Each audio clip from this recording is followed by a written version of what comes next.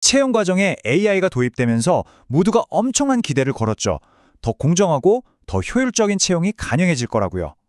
그런데 현실은 생각과는 조금 다른 방향으로 흘러가고 있는 것 같습니다. 과연 채용 AI는 만능 해결책일까요? 아니면 실패한 시도에 가까울까요? 오늘 한번 제대로 파헤쳐 보겠습니다. 이 질문 혹시 그냥 먼 미래 얘기 같으세요? 천만에요.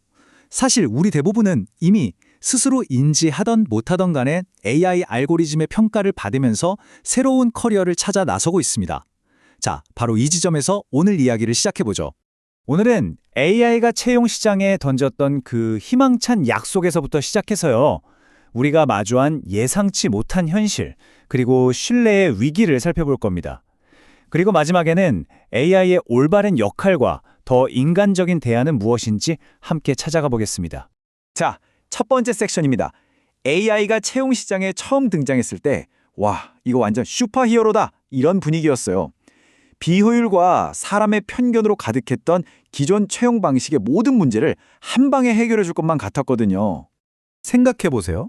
채용을 그냥 감이 아니라 데이터에 기반하게 만들고 화려한 스펙 뒤에 숨겨진 진짜 실력에 집중하게 한다니? 정말 매력적이었죠. 수많은 서류를 검토하는 시간도 확 줄여주고 모두에게 공평한 기회를 주고 심지어 미래 성과까지 예측할 수 있을 거라는 어마어마한 기대가 있었습니다. 그리고 이 기대는 정말 빠르게 현실이 됐습니다. 세계 경제 포럼 보고서를 보면요. 2024년까지 AI 도입률을 한 70% 정도로 예측했는데 웬걸요? 지금 이미 90%의 기업들이 채용의 자동화 시스템을 쓰고 있습니다. 예측을 그냥 훌쩍 뛰어넘어 버린 정말 엄청난 속도죠. 물론 성공 사례도 있었습니다. 예를 들어 패스트푸드 체인인 치폴레는 대화형 AI를 도입해서 레스토랑 인력 채용 속도를 무려 75%나 단축시켰다고 해요.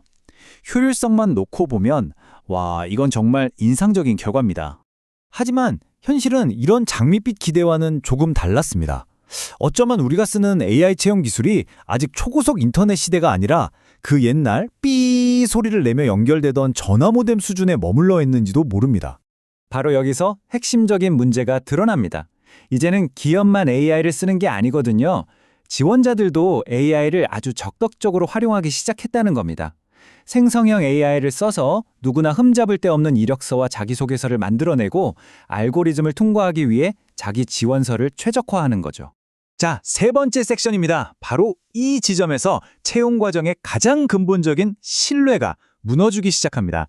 지원자들은 AI를 속이려 하고 기업은 AI가 걸러낸 결과조차 믿지 못하게 되는 거죠. 모두가 완벽해지니까 역설적으로 아무도 돋보이지 않는 상황이 된 겁니다.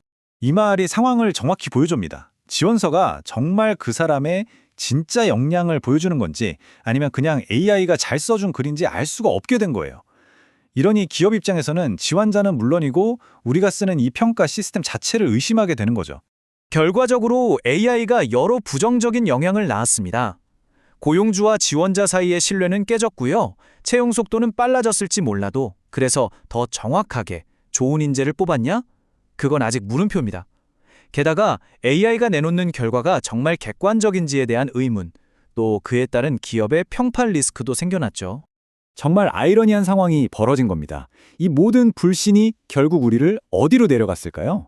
바로 중세식 채용으로의 회귀입니다. 기업들이 객관적인 데이터를 믿지 못하게 되니까 결국 예전처럼 개인적인 추천이나 신뢰할 수 있는 네트워크, 한마디로 인맥에 다시 의존하기 시작한 거죠. 자, 그럼 AI는 완전히 실패한 걸까요? 아니요, 그건 아닙니다. 네 번째 섹션에서 그 해답을 찾아보죠. 우리는 AI의 역할을 다시 생각해야 합니다. AI는 최종 결정을 내리는 심판이 아니라 인간을 돕는 아주 유능하고 잘 훈련된 조수입니다. AI가 진짜 잘하는 건 바로 이런 것들입니다. 첫째, 모든 지원자에게 똑같은 구조와 규칙을 적용해서 공정성의 기반을 만들고요. 둘째, 평가에 영향을 줄 수 있는 불필요한 잡음을 줄여줍니다. 마지막으로 단순 반복 업무를 대신 처리해주니까 우리는 더 인간적인 일에 집중할 시간을 벌 수 있죠. 여기서 말하는 잡음이라는 게 뭐냐면요. 예를 들어 면접관의 그날 기분이나 피로도 또는 특정 지원자에 대한 개인적인 호감처럼 의사결정에 영향을 줘서는 안 되는 변수들을 말해요. 알고리즘은 피곤해하지도 않고 감정에 휘둘리지도 않죠. 바로 이 잡음을 제거하는 게 AI의 핵심적인 역할입니다. 바로 이겁니다. AI는 인간의 판단을 대체하는 게 아니에요. 오히려 그 판단이 더 일관되고 원칙에 맞게 이루어지도록 도울 때 가장 큰 가치를 발휘하는 거죠. 자, 이제 마지막 섹션입니다. 기술과 사람이 파트너가 되는 더 인간적인 접근법에 대해 이야기해 볼 시간입니다. 이게 바로 우리가 나아가야 할 방향이죠. 이 표를 보면 역할 분담이 명확해집니다. 수많은 지원서를 분류하고 필터링하거나 모두에게 똑같은 질문을 던지는 건 AI가 훨씬 잘합니다. 하지만 지원자의 동기를 깊이 이해하고 신뢰를 쌓고 우리 회사 문화에 맞는지 같은 맥락을 고려해서 최종 판단을 내리는 건 여전히 인간의 영역이라는 거죠. 그러니까 핵심은 이겁니다.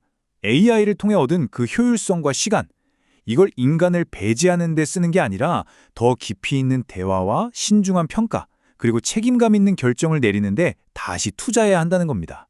결국 AI가 우리에게 던지는 질문은 이것일 겁니다. 우리의 목표는 채용의 자동화가 아니라 오히려 재인간화입니다. 기술을 똑똑하게 활용해서 비로소 우리가 더 인간적인 상호작용에 집중할 수 있게 되는 것. 과연 우리는 이런 변화를 맞이할 준비가 되어 있을까요?